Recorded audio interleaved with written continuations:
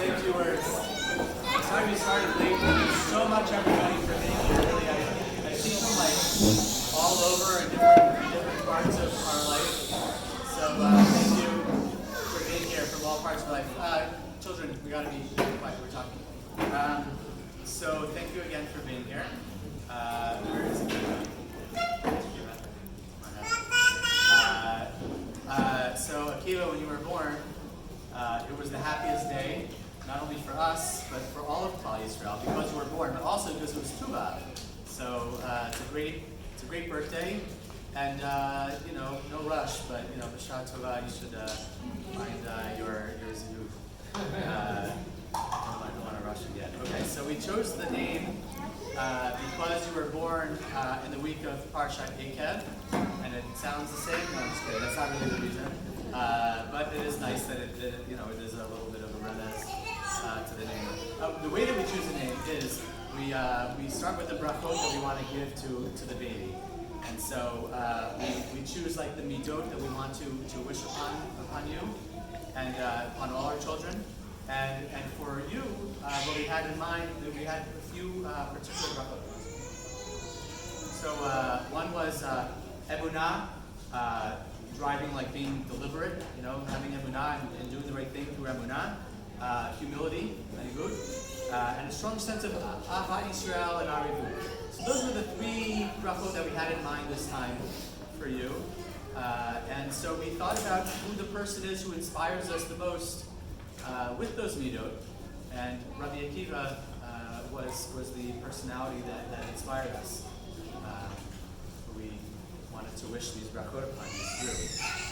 So I want to talk a little bit about each of those things. So emunah and how that drives like being deliberate and not giving up, right? So that's a real that's a big character trait of Rabbi Akiva.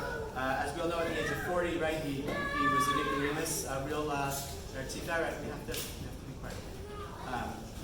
So he didn't know anything, and then the famous story where you saw water breaking through a rock over a long period of time. So he realized that he could change. This is like on a personal level. He realized that he could change. It's not too late, and it was a sense of like being deliberate. He said, "I know what I want to do, and I want to change for the better, and I'm going to do it." That was, and then he started from scratch. I mean, like imagine a 40-year-old starting from first grade. Like he literally didn't know that back then. Like he didn't know how to read. So imagine a 40-year-old in first grade. That was, he did that because he had emunah and he was being deliberate, and that was this is one of the brachot. Also, his life was never easy to begin with, right? He when he got married to Rachel, his father-in-law disowned him, and so he had a tough life, poverty his whole life. He witnessed the destruction of Beit Mikdash, and at the end of his life he was martyred by the Romans.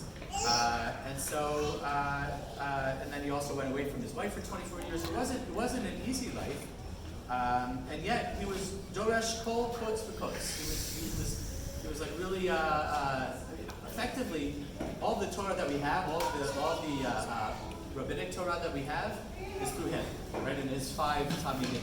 So the fact that he had this emunah and this deliberateness, at the time, who could imagine, how hard that must have been? But he did it, and it really, obviously it paid off, and it's something that really inspired us. And by the way, why did Rachel marry this Am Haaretz? Because of the potential that she saw in him. So similarly, we see in you a lot of potential.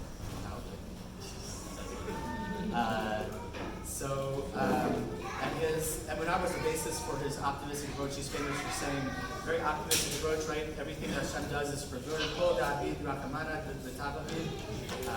So it's something that resonates with us. And then we know, the big calamity, the 24,000 students when they died. So it was a terrible personal and national calamity.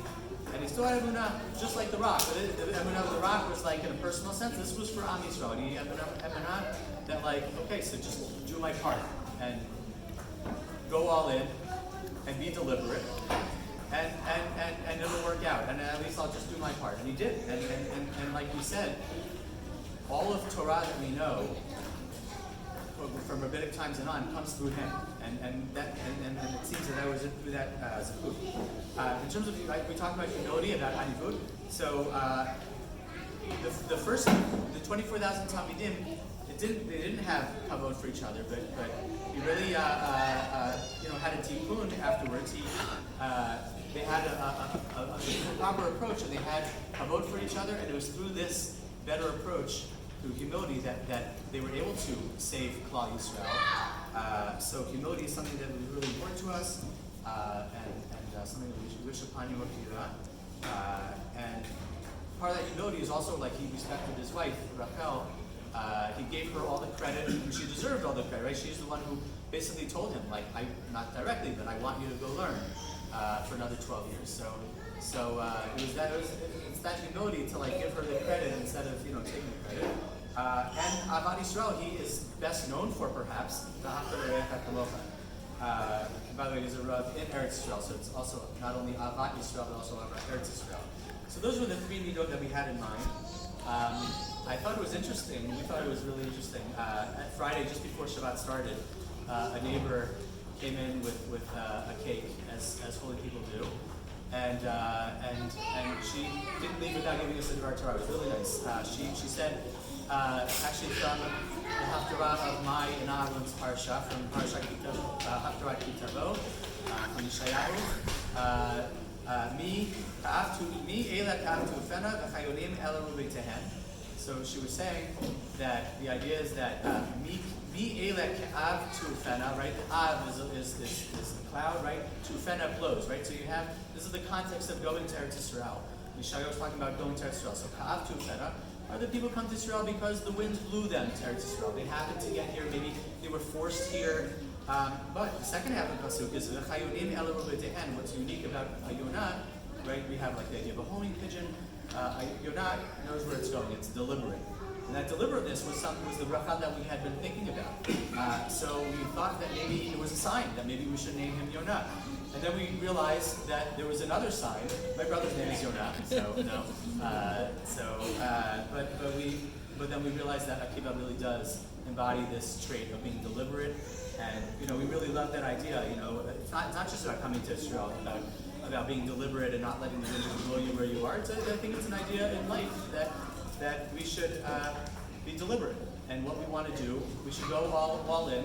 And again, imagine how dispiriting it was, and how dejecting and how much despair Akiva must have had after his students died. It's amazing to have that kind of deliberateness to continue on. So Akiva, we wish for you all the brachot, and more specifically, powerful amunah and humility, and a strong sense of Avat Yisrael and Arivut.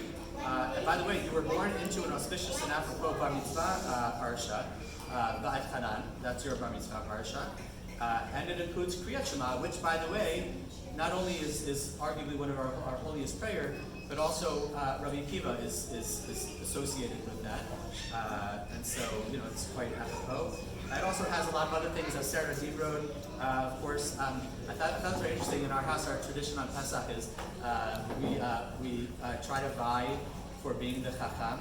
Well, it's in your parsha. You're the Chacham now, so it's got those psukim, right? Ki yishalcha bincha machar le'mor mai doda prakim mishpatim asher tziva Hashem Elokeinu etchem. So that's the Chacham version of that. The four of those. And the other thing I just wanted to say about your parsha is that strong themes of Eretz Yisrael really like all over, like Re'ela mati etchem chukim mishpatim kasher tziveni Hashem Elokai lasod ken bekerev haaretz asher atem bayim Hashem Elokai. A whole lot of psukim like that. But anyway, we wish for you these great brachot and all the brachot and really this is the greatest bracha for us, Baruch Hashem. And I want to say thank you to everybody who came here, really from all over. We really, really appreciate it. Of course, to Sarah. Thank you.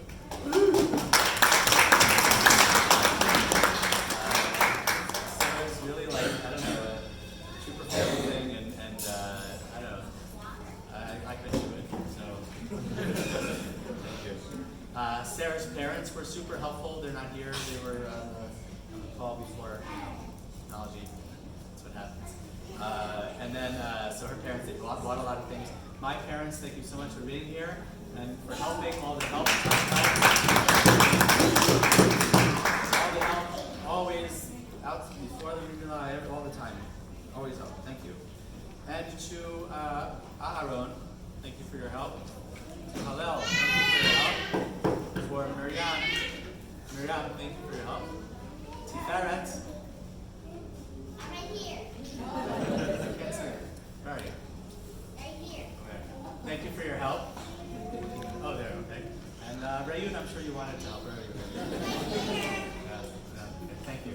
Anyway, thank you so much again for being here. It really warmed our heart, and we really mean so much. I'm sorry we ran out of bagels, but I'd rather warm our heart that we have so many people, way more than we expected, to run out of bagels than the other way around. But I'm really sorry about that, though. So thank you for coming.